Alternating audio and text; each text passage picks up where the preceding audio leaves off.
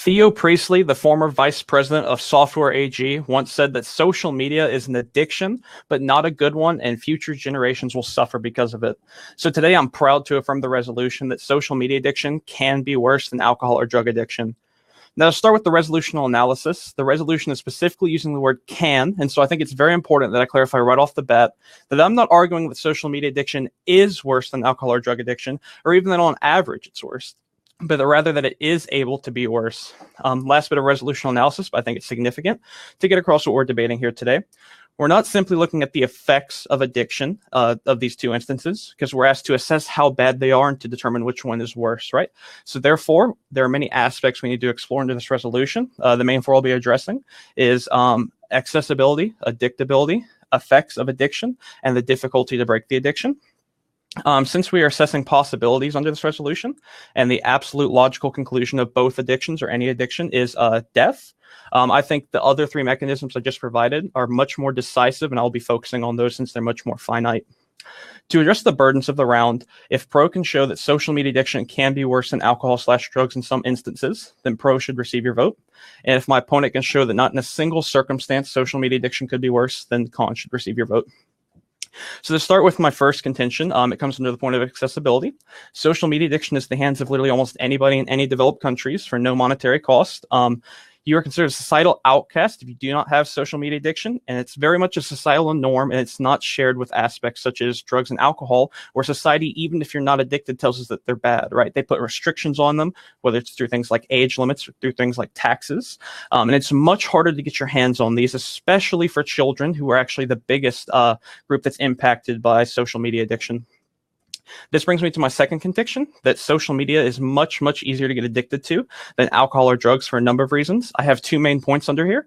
The first is that, like I said earlier, society tells us that drugs and alcohol are bad, so therefore we have this negative stigma affected with it that deters people from this practice. If you include this with things like negative ads versus cigarettes, or things like the DARE program that teaches people in public schools that the effects of alcohol and drugs and that they're bad and we should not obtain this practice, and that's not something that's shared with social media, and I'll get to the rest on my next turn. I'll pass it over to you, Ryan. All right, certainly. So I have a couple of opening statements, but before I do, I'd just like to give a quick intuition pump to the audience. Say you have two friends that come up to you. One says, I think I'm spending too much time on Facebook. The other one says, I think I'm doing too much meth. One of those people you are concerned for, and it is not the person with the social media addiction. I think that drug addiction is worse in almost all cases, because if you can compare them in every circumstance, drug addiction has all the harms that are propped by social media addiction, plus additional ones. So let's just clarify, I think, what we mean by addiction, because it's obviously important in the context of this case. I have two sources that I'm going to pull my definition of addiction from. One is the DSM, the other is the kind of colloquial definition of addiction. So I think the two criteria that behavior needs to meet in order to meet the satisfaction for an addiction is that, one, it has to have effects on quality of life that are undesirable. This is the definition that the DSM-5 uses. So it's not until the point that it actually be able to identify problems in your life that are caused by the thing that you can say that you're addicted to it. Secondly, I think the more colloquial use of the term addiction implies that there is some sort of compulsion or lack of agency when it comes towards using this particular thing. So when you say that I am addicted to something, you seem to be implying that you are doing something that is outside the normal realms of your behavior, or that you are doing something that you otherwise would not normally do, and that you recognize that you would not normally do that, but you feel compelled to do it in either case. I think to say that someone has an addiction, they need to meet those two criteria, and I think that that's important moving forward. Why do I think that drug addiction is almost always, or always worse, rather, than social media addiction? Three main reasons. One,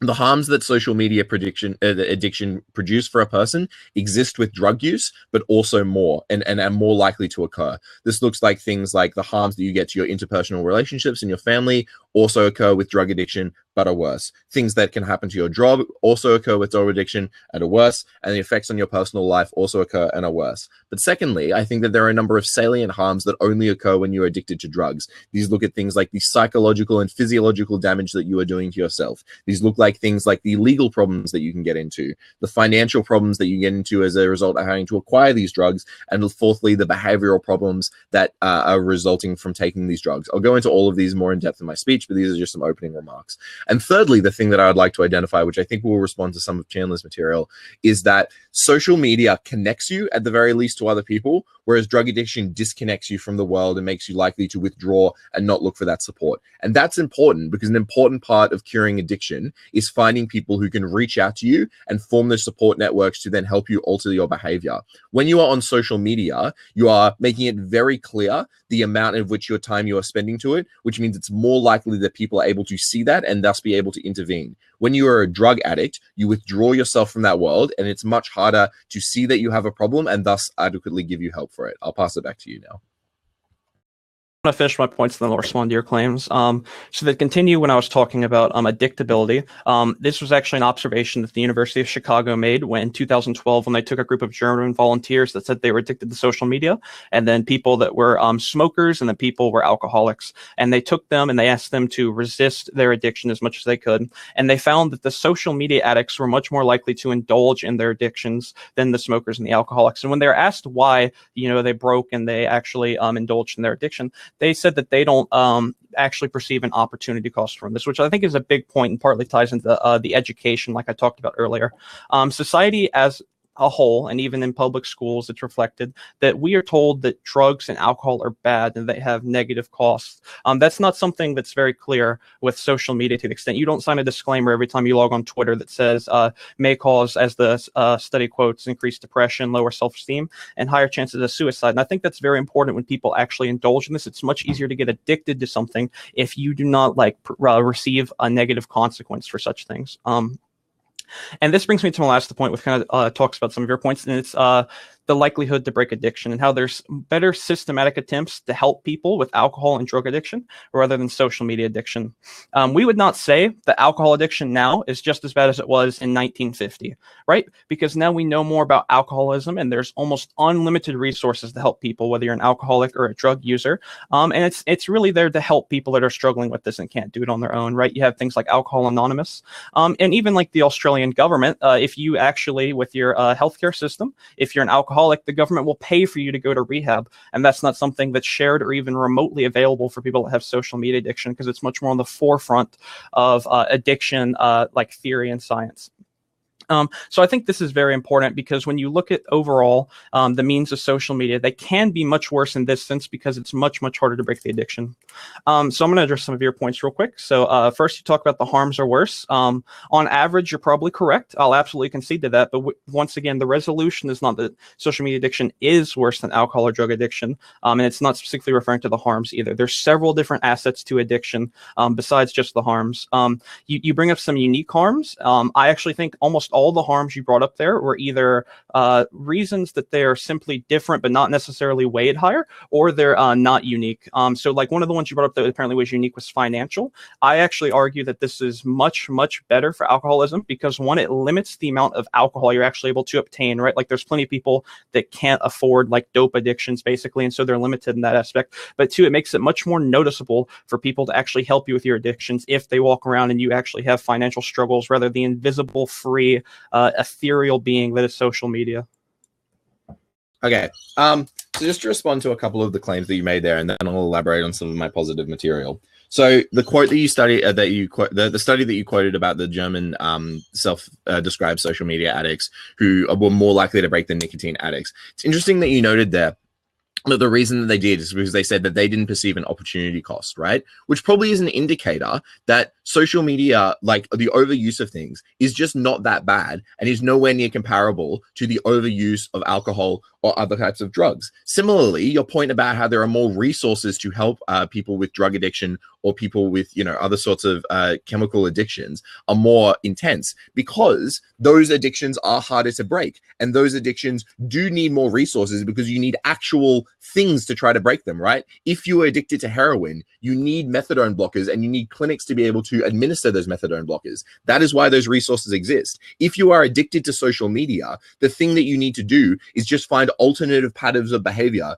to substitute that dopamine intake for yourself, which can just look like living a normal, happy life. So I reject the claim that it's easier to break out of an alcohol addiction because there are more resources. There are more resources precisely because the opposite of that is true. It is harder to break out and you need those more resources to be able to facilitate that, because you've not up until this point actually provided a clear outline of what you think the harms of social media addiction are, apart from the kind of implied harms when you quoted the study that there is a higher increase of suicide and lack of self-esteem. Let's be very clear what that looks like. That looks like over a prolonged period of time, continually using more and more social media can mean that you ultimately get these like minor decreases in these kind of behavioral outcomes. I think that just the most likely pattern of immediate harm to social media addiction is something that looks like spending too much time on your phone before you go to bed at night, before you get a disrestful night's sleep. And over the course of years and years and years, that can probably lead to effects on your mental health. But that is a long-term thing that takes a long time to manifest, and there is plenty of time for people around you to see what is going on and try to intervene in that. Similarly, you say that, well, there's a financial cost that actually limits your behavior. And also we can see in that way, one, drug addicts are very likely to hide how much money that they are spending on drugs, because there is a huge amount of shame when you have gone broke from your drinking. And so you are able to hide that from your family. And two, it's not a limit on how much people can consume. It's just a limit on their moral conscience of what they will then do to get those money. This is classic behavior of drug addicts, where it's not that they think, oh, damn, I can't afford that meth hit, I guess I'll quit today. They go start robbing people, and they start doing all these other sorts of stuff to try to get money so that they can fuel their addiction. It seems I ran out of time to address my positive material like I said I would, but I'll get to it later. I'll pass it back to you. Okay, so a few points. The first one, you talk about social media costs and how people don't perceive the cost. So I want to ask you a question. Do you think alcoholism today is just as worse as it was in, let's say, 1950? And to explain why that's relevant.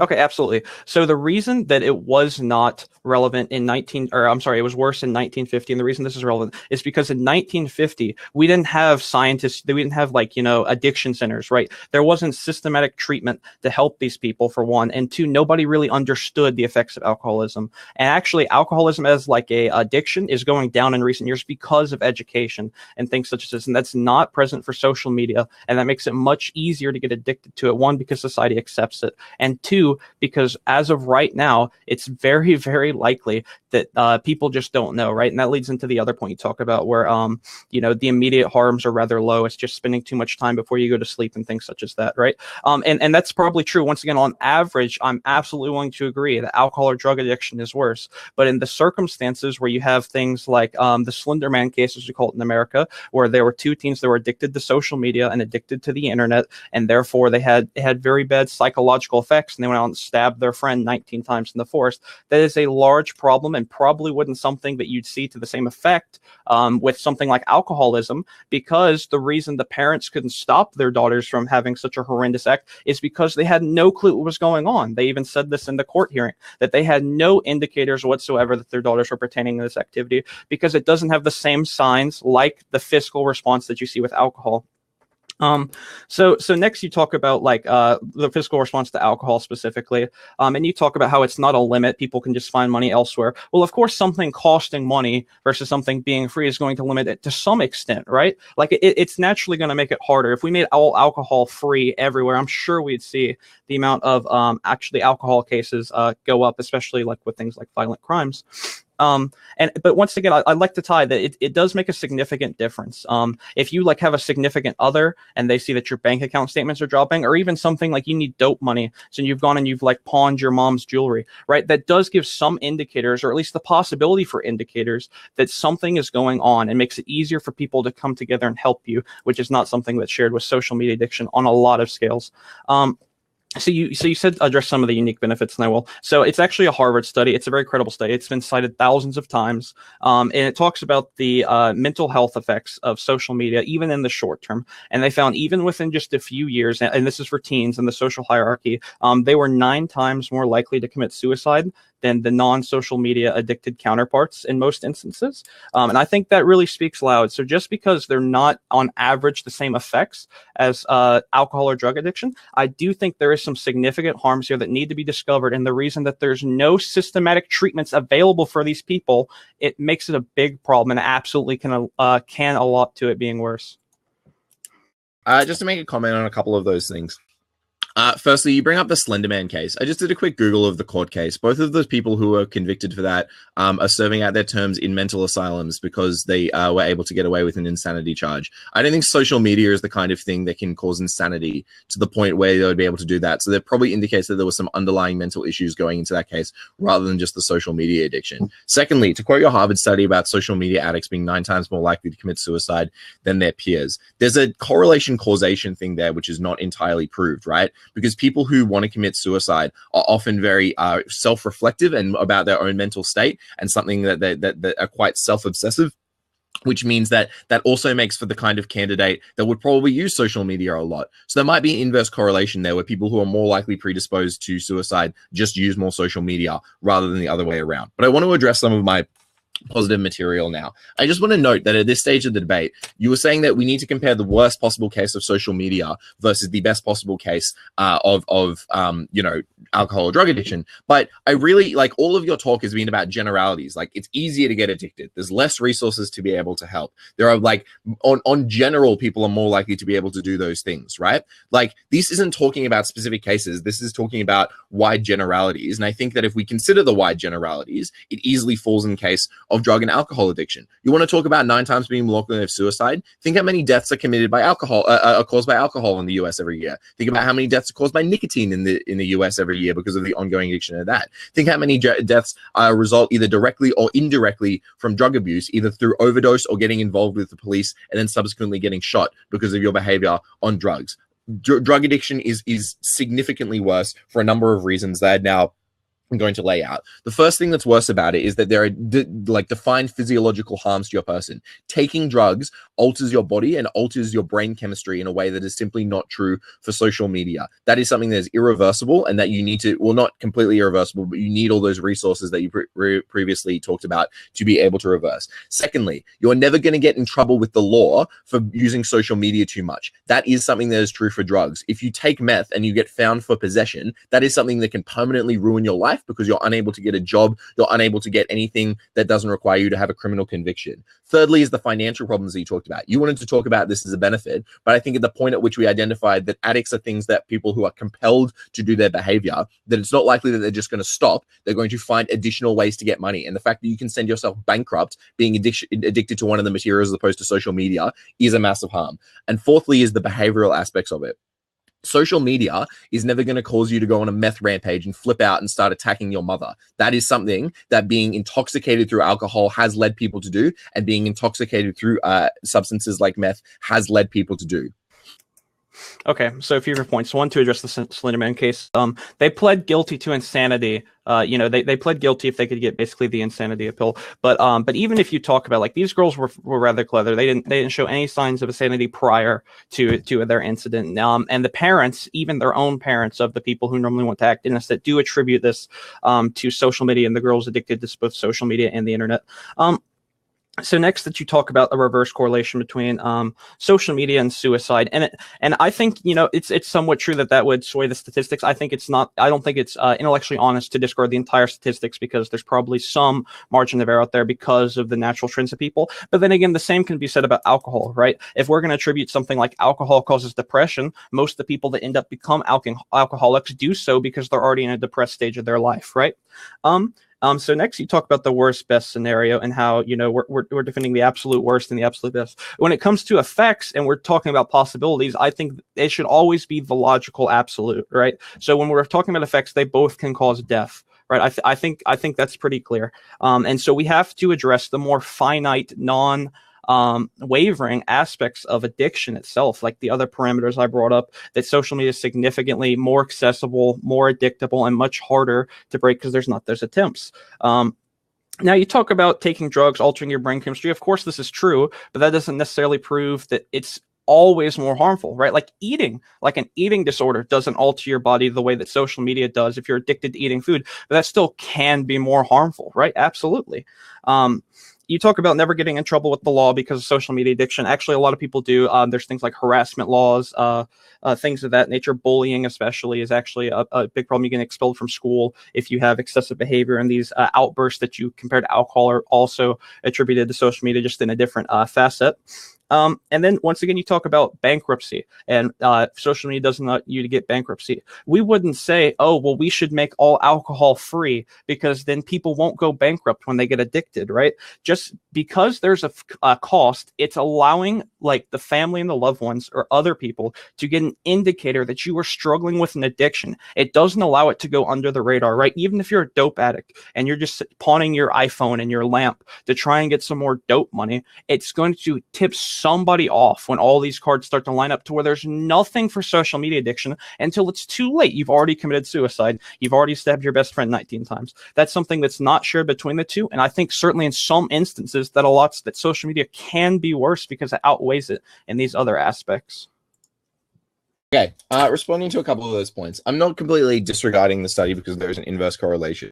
I'm using that as an evidence to say that one, that there is not a direct one-to-one correlation there between the harms of social media. And just to indicate that yes, it is probably the case that people might be using more than is beneficial amounts of social media, but we're doing a comparative debate here against drug use and drug addiction. And if you want to compare the harms of those things in terms of just deaths, you can see that like by every statistical analysis that exists, that obviously alcohol and drugs cause more deaths per year and are thus more harmful to people. Like you can just say, well, in both cases, they can potentially lead to death. One, the chain that it gets there from social media, you have to overuse it, then you have to become depressed, then you have to have failed to someone be able to utilize it, to recognize that you are depressed and fail to get help, and then eventually commit suicide. That is a much longer chain to be able to follow than take meth, take too much meth, overdose on meth, now you are dead.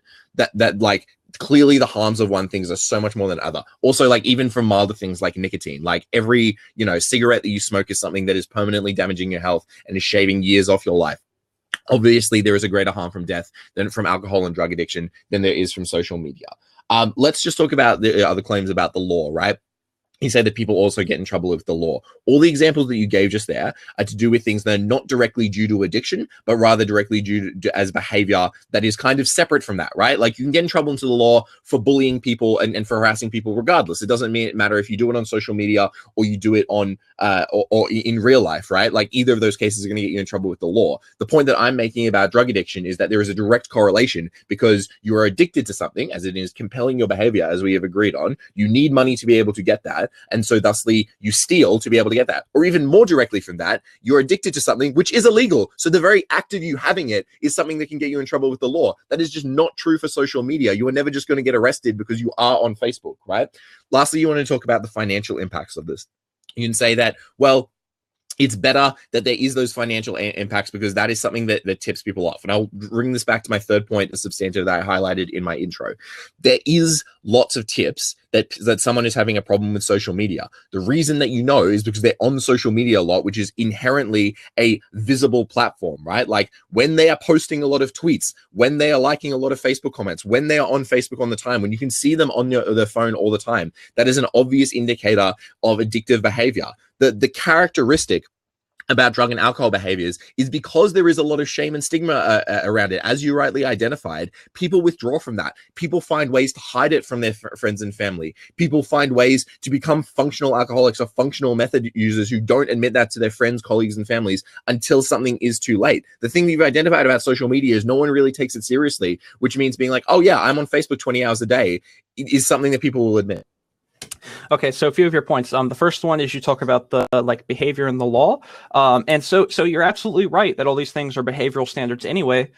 But the exact same is applied to alcoholism, right? Like you brought up, like breaking into somebody's house for money. It doesn't matter if you're doing it for like you need drug money. Like stealing's still wrong. Same with you talked about beating your mom, right? That like I don't get how you can hold that standard for social media in the one aspect and not hold it the same for alcoholism when you talk about these are standards and they compel this behavior in both instances, right?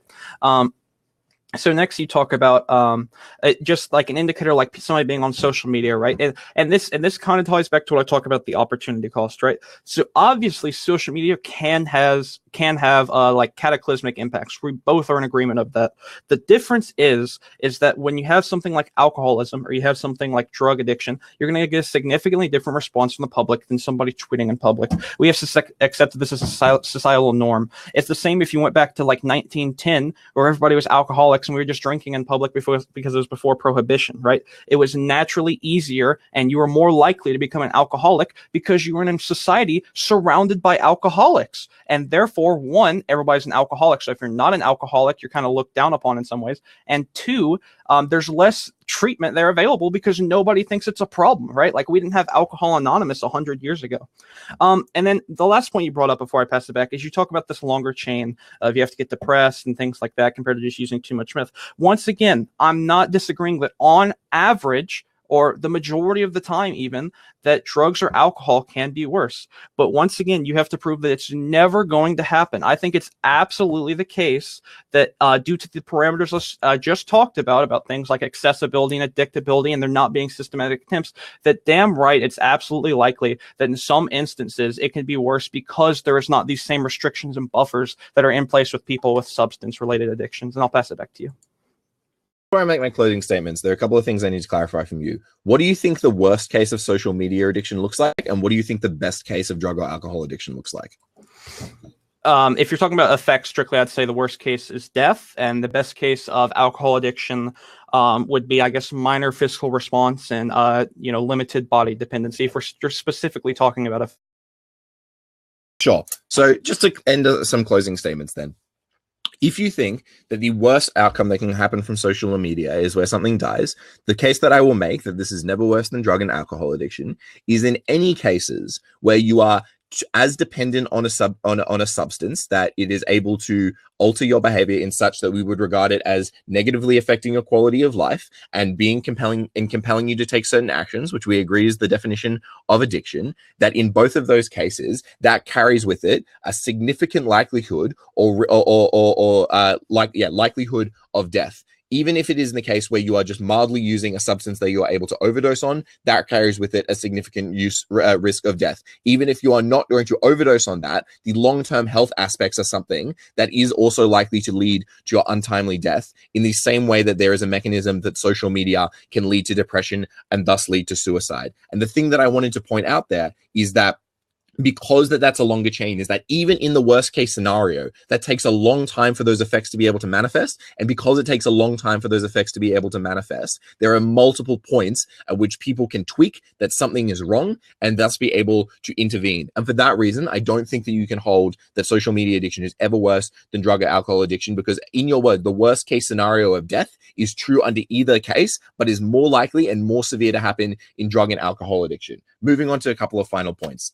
Even if we take other sort of considerations about social media addiction, about the ways it can hurt your relationship with your family, about the ways that it can affect your job and your personal life, all of these things are true worse for drug and alcohol addiction, right? You can still disrupt the relationships that you have with your family, but you are likely to do it worse because, as I've identified, there is a shame and stigma surrounded with chemical kinds of addiction, which means you are likely to withdraw and not tell your family about things that you are like feeling depressed or that you need additional money for things. In all of these cases, because people don't think that social media addiction is as much of a real thing, they are much more likely to reach out to their family and say, oh yeah, I'm spending 20 hours a day on social media. I don't really think that's a problem, but I don't know, maybe it's a bit whack. And people will be like, yeah, we need to be able to get your help. Whereas that's not the case for drug and alcohol addiction. Whereas secondly, all of the kind of impacts that you can have for your life, the financial, the potential legal implications you can get in. Like if you're caught using Twitter one time at work, you might get told off. If you're caught drinking at work, you're fired and you're probably never getting a job again. All of those instances are significantly worse in the case of drug addiction. And so it is, you cannot say that social media is going to be worse than that. In almost every case where there is a comparative between a form of drug addiction and a form of social media addiction, drug addiction can claim all the harms that social media addiction does, except it does them worse with more frequency. Okay, so last points here in our last speech. So one, you talk about the longer chain and how it can tick people off. Once again, generally speaking, you're probably correct. It takes longer. But when we're assessing, I'm not trying to equate like the worst to the best, right? I'm trying to equate the worst to the worst because these are much less finite than the other aspects of addiction that I've talked about throughout here. And so they both lead to death. So I think just the fact that it could possibly be a slightly longer chain does not necessarily, take care of the entire higher effects category because they both lead down this path. Next thing you take, one of the big points you talk about is you're more likely to ask for help for things like social media addiction, and that makes it better. I think that's preposterous for a few reasons. The first one being that you're too scared to ask for social media addiction. I don't know a single person that walk up saying, "Mom, I need help. I spend too much time on Facebook." Right? Like it doesn't happen because nobody understands that this is a thing, and they don't understand the negative consequences of it, especially the older generation, because we're on the forefront of this science. Next, you talk about how, well, they may be scared to go and ask for money or help for things like alcoholism because there's a stigma, but it doesn't equate to the same thing because they're literally shoving it down your throat. You have things like Alcohol Anonymous. Even in Australia, the government will pay for you to go to an addiction center and get treated. Compared to social media addiction, we just get laughed at and you told that it's not real. Last, you talk about less restrictions. You'll get fired if you drink at work. I think that's not the same for social media because that just means it's easy.